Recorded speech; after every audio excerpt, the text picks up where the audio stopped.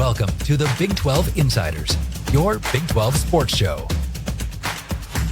Here's your host, Brien Hanley. Hey, everybody. What is going on? Welcome back to Big 12 Insiders. This is your man, Big B, Brien Hanley. Man, Sweet 16, Big 12, 4 teams in. Houston still got to play, but the Big 12 didn't impress last night in the Sweet 16. Wasn't a pretty sight at all. We're going to cover all of that, the action, and then talk about this Houston game against Purdue tonight. But I thought for the most part, I thought it was a disappointing evening for the Big 12. I thought this was a real opportunity to take a step forward and shine, and instead took a step back. In my opinion, took a step back. So we'll go over all of that. We'll cover that. Appreciate everybody being in here as always. Before we get started, remember to like, follow, subscribe, continue to get in that comment section, and always hit the notification bell so you know exactly when Big 12 Insiders content comes out. So appreciate you guys, man. Let's get into this. So Houston still plays tonight. So the Big 12, again, has an opportunity, and I'm expecting them to get a second team into the Elite Eight. But let's start with the action that we saw last night. First off, look, BYU, I mean, I couldn't have been more wrong, number one, is I thought BYU had an opportunity to win this basketball game. I said, it's going to be an up and down pace. I go, that's what BYU wants to do. They got out early. They couldn't guard them. And then Alabama started making shots. And then Alabama made more shots. And then Alabama made more shots. And you look up, Alabama made 25 three-pointers. Set the record, an NCAA record for most three-pointers made in a game. 25, ladies and gentlemen. They shot 49% from three. 49%. 25, let me look at this. 25 for 51? Are you kidding me? Now, if you would have said, hey, Big B, Alabama, they're going to shoot 49% on 51 three-pointers that they make. Are you sure you want to take BYU out? I would have said, hell no, I'm not taking BYU. There's no possible way. And not to mention, BYU couldn't throw it in the ocean. So you combine a team making 25 threes and shooting the lights out from three, combine that with BYU not being able to throw it into the ocean, you get a blowout, 113-88. That's exactly what we got. Look, great year for BYU, better than what I anticipated. They got it together the second half of the season in a really good basketball conference. They got it together. They played good. The future is bright, but it didn't end well. Some teams, look, I'm not even saying that like Alabama, like Houston has BYU's number. They played them twice. They just have their number. They guard them. Don't let them do anything. That's kind of their kryptonite. Last night, Alabama didn't have BYU's number. It wasn't their kryptonite. They just shot the lights out. That's what they did. Now, if you're going to tell me that's how Alabama does it all year long, they're going to shoot 49% from three and make 25 of them. If that's what they do. Now, granted, I know they shoot a lot of threes. They make a lot, but not 25. Come on, people. Let's get real. It was a bad game. Now, I think Alabama's better than BYU, but it just got out of hand. It got out of hand. And watch, Alabama won't be able to throw it in the ocean the next game they play. They won't be able to do anything because you know how that goes. You know how percentages have a way of working themselves out. They just got hot. And look, again, Alabama scored 88 points. In most games, 88 points should be enough to win. But we've seen BYU, and that's kind of been their Achilles heel, defense. Not the greatest. And when Alabama got on a run, there was literally, they had no answer. Too many athletes, too long. And if they're going to make a bunch of shots, BYU had no chance. This was the one game that I thought, you know what? They're not as good as Alabama, but because the game's going to get up and down, if BYU makes some shots, they'll be in it till the end. Well, they didn't make any shots, and Alabama made a whole bunch of them. So it got out of hand. But like I said, good year for BYU. Finished much higher in the conference than I thought they would. But once they got into the tournament, I saw their draw, and I thought they can get to the Elite Eight. And I had them in the Elite Eight. But they ran into a buzzsaw in Alabama. So good job to the Cougars. Great year. Great year. Didn't end great, but that's okay. Have nothing to hang your head about. Got a big future in BYU. They got something going there because they're coaching, man. In college, coaching matters. It matters. So let's move on. Duke, Arizona. Duke got out to a big lead. Arizona fought back. But this was the one game where, I picked Duke. Duke is better, and Duke played better. Every time Arizona started to cut into the lead and they got it to 6, Duke had an answer. They get it to, and every single time. I was like, man, miss a shot. Give Arizona a chance to cut it to a one-possession game. They never did. They never missed a damn shot. And again, 100 points. If you're going to get to 100, you're going to win a whole lot of basketball games. Duke got to 100. Final score was 100-93. So Duke is good. They have the best player in college basketball. He played phenomenal, and it just look, Arizona had to play the game of their life. Caleb Love went out there and said, I don't want my college career to end. He played his ass off. And for the most part, Arizona played well. You can't say that Arizona played bad. They shot 45% from the floor, 46% from three.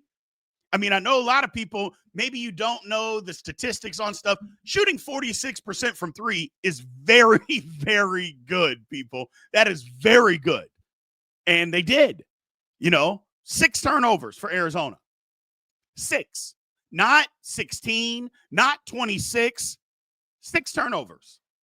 They just ran into a team that was better than them. You look at Duke. Duke shot 60% from the field and 57% from three. Now, you could say Arizona didn't play any defense. I thought Arizona did play defense. I thought Arizona's defense was fine. Duke just made shots. It's not like they had a bunch of wide open shots that guys were making. When you have the best player on the court, he created some opportunities for guys on lobs and things of that nature, but they just made shots. And look, Cooper Flagg had 30, and he shot the worst of everybody on the team. Cooper Flagg was 9 for 19.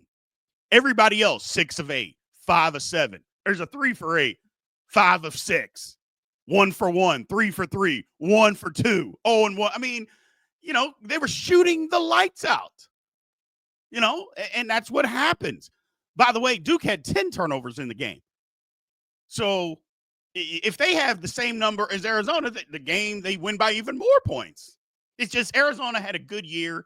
I think if you're an Arizona fan, you're probably disappointed because the year didn't start off great. And although they got it back together, I think this was a team that a lot of people thought that Arizona was going to be really, really good. And while they were a good team, I don't think they were spectacular by any means. I thought they were a good team this year. But if you're an Arizona fan, I think you're disappointed because I think you thought your team was better than this. And maybe they should have been. Maybe they should have been better. But there is no shame losing to Duke. Going out the way that Arizona went out, you got to be happy with that. You gave them your best shot. And if your best shot's not good enough, okay, you can live with it. You know what I'm saying? You can live when your best shot isn't good enough.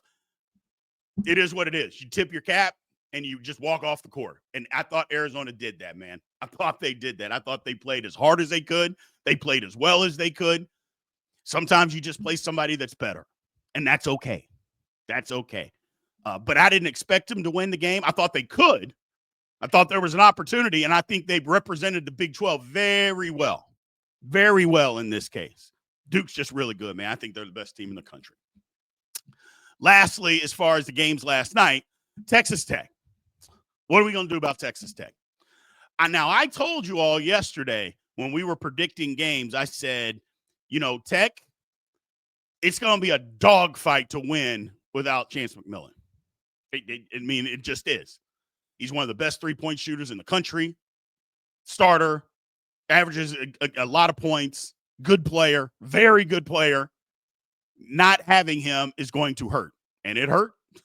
It absolutely hurt. Arkansas gets out to a 16-point lead. Now, here's the thing. Tech didn't go on like this 16-2 run or something like that. I mean, they chipped away and chipped away. It wasn't like a fast pace where they just in 2 minutes, they got right back into the game. They just kept chipping away, and they kept chipping away, and they fought, because here's the fact of the matter. Tech played bad, or they shot the ball bad. Tech didn't play a good basketball game. They didn't. And if you're a Tech fan, you can admit that. You know that. Tech didn't play well at all. Down 16. Now, Arkansas is better than a 10 seed. At least they're playing better than a 10 seed down the stretch. They are. They got better players than a 10 seed. They're long. They're athletic. They were getting to the cup. And here's another thing that Arkansas was doing that they hadn't done all season long. They were making shots.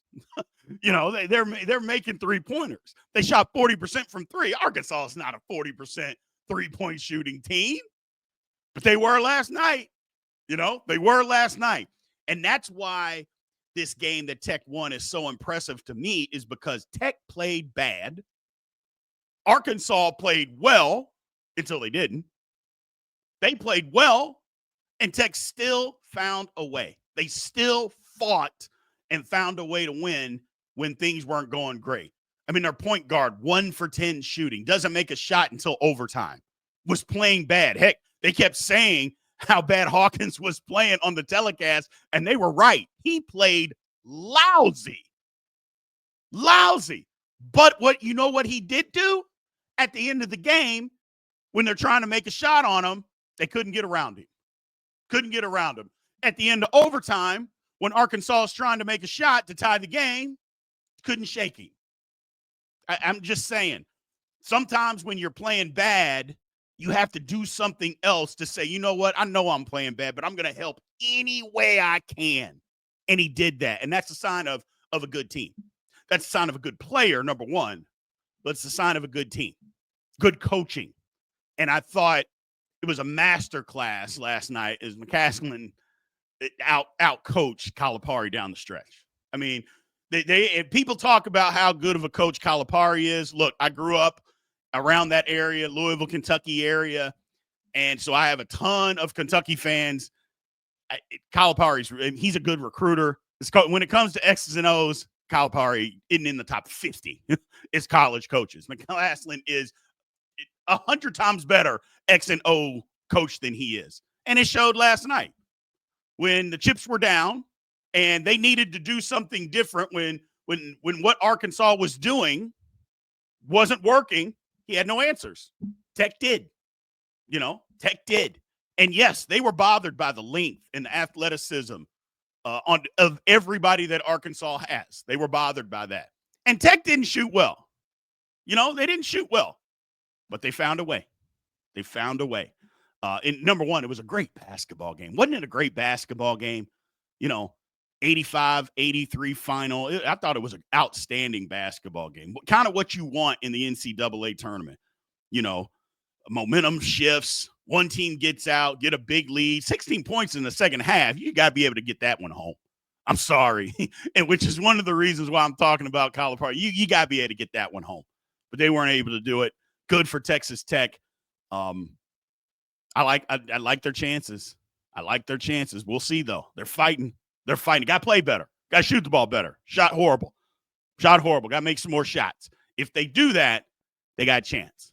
They got a chance to get to the Final Four. So let's move on to Houston, man. Look, we talked about this a little bit yesterday on the live. Houston, what Purdue does, Houston's going to be able to take it away. Now, it doesn't mean that will happen, but they should be able to take it away. Let me say that. Because what Houston does is they're going to pressure the guard out front. And Purdue's got a first-team All-American point guard. They do. I mean, that's just the truth. But has he faced the type of defensive pressure? And I don't mean full court pressure. I mean, you bring the ball across half court, what are you going to do? You're not going to drive around us. You're not going to body us and back us down. So what are you going to do? I'll be interested to see that. Inside, look, Trey Kaufman-Wren is a great player. Strong, but he isn't the most athletic guy. He's kind of slow-footed, but he's very skilled. He's very skilled around the basket. He understands his limitations. And sometimes those are the most dangerous players when they know, hey, man, I'm not the most athletic guy, but I'm crafty. I understand angles, and he does.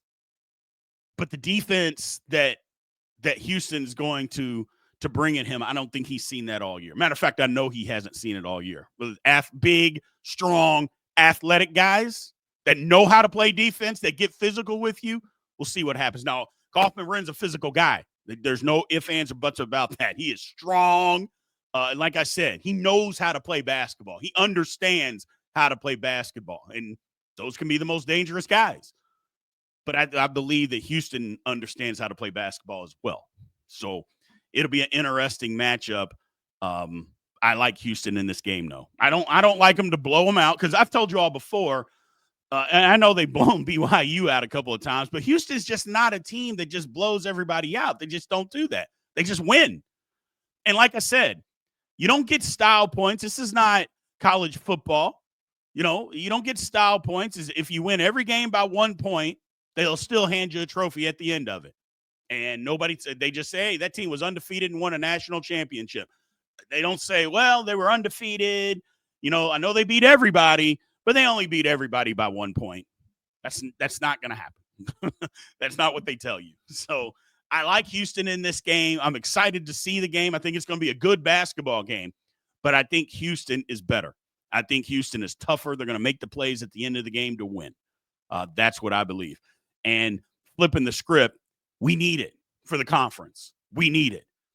It just wasn't a good look last night. And the reason being, it's not that BYU lost to Alabama because Alabama's better than them. It's the way they lost. And we can say, well, Alabama, shot out of their mind. They made a bunch of shots, which they did, but the end result is the end result. Alabama made a bunch of shots. Why didn't BYU? There was nothing like Alabama doesn't play this great defense. BYU had a bunch of open shots. They just missed them. They missed them. When the game was in the balance and was being decided, BYU missed, Alabama made them. And that's the ball game. And basketball is kind of a make or miss type of thing. Either you make the shots or you don't. So it's the way that BYU lost is the problem. Nobody holds it against Arizona for losing to Duke. Duke is better than them. Arizona made it close. They made it tough. They gave them their best shot. BYU didn't give Alabama their best shot. You see what I'm saying? They didn't do that. Tech survived, but Tech didn't play their best basketball game. You see what I'm saying here? So it wasn't the greatest look for the Big 12 last night. They still got a team to the Elite Eight. That has to matter. But Houston needs to win. Houston, they don't have to, they got to win by 20 points. No, they don't. Get to the Elite Eight. Advance. Tech advanced. And I give them credit for advancing. But they just didn't look good. And that's why I say it didn't look good for the Big 12. When you compile everything together, BYU played lousy, got blown out. Arizona played good, just wasn't as good as Duke. Gave them their best shot. Tech didn't play well and survived against a team that, first of all, if McMillan is there, I think Tech is 10 points better than Arkansas. I'll just put that out there. If he's available and playing and healthy, 10 points better. 10 points better. I don't have any druthers on telling anybody that. Tech is 10 points better than Arkansas with the full roster. Now, people could also go back and say, well, Arkansas didn't have their leading scorer and rebounder. But here's the thing about that. Tech doesn't play as well without McMillan. Arkansas played better without their leading scorer and rebounder. They actually became better. Like the team started playing better, and the results are in the put. I mean, you could just look at the results. He goes out, team starts winning, they play better. I'm not saying it's because of him being hurt, whatever the reason being. But the facts are this. Arkansas got better without their leading scorer and rebounder. They got better. Tech did not with McMillan out. They're not better. That's the difference. We can talk about feelings and all that. Let's just talk about the facts and what we actually know and what we actually see. So All things considered, both rosters 100% healthy. Tech's 10 points better than they are. That's just my personal opinion, and I'm sticking to it. So, but we need this. Houston, the conference needs you tonight. Just need to win. No style points. Just need to win. And then we'll go from there. And see what happens. It's going to be tough for Tech to get to the Final Four, but they're a tough basketball team. Look, you're down 16 in the second half in the NCAA tournament with a team that's playing out of their mind. And Arkansas, they were playing out of their mind. For you to be able to come back, you're a tough basketball team, especially when you're coming back and you're not playing lights out basketball. You know what I'm saying? It'd be one thing if Tech came back and, man, they just started shooting the lights out. That's not what happened. They just chipped away and found a way to win. You know, they didn't go on and make 8 shots in a row, you know. Oh, man, they made 8 shots. 6 of those were threes. They got caught fire. They didn't. They just kept fighting, you know. And like I said, that's the sign of a good team. So it'll be good basketball tonight. Make sure you're rooting for Houston if you wear your Big 12 hat. I do. Appreciate all you guys, man. Thank you very, very much. We're still rolling as far as things with the channel, man. We're just trying to continue to put out as good a content as we possibly can. A lot of you guys get in the comments and wish me well and thank you and all that good stuff, man. I really, really appreciate it. I don't want anybody to think that I don't appreciate it. If I don't, I try to answer as many comments as I can because I feel like that's important. But if I don't take it as a slight. I apologize. I got a bunch of different podcasts and things that I am doing, so I can't always get to every single one of them. So if I don't, please don't take it as a slight. Somebody the other day got mad, and I'm like, I apologize, man. I just can't get to all of them. So appreciate you guys, man. We'll talk to you soon. I will promise. Last week I was preoccupied in Vegas. I was having a little fun, so I didn't get to all the post-game stuff. Post-game tomorrow, I will get to it. I promise you that, man. I will talk to you guys soon. Y'all have a good week. Thank you for watching the Big 12 Insiders, your Big 12 sports show. This has been a Spirit Street production.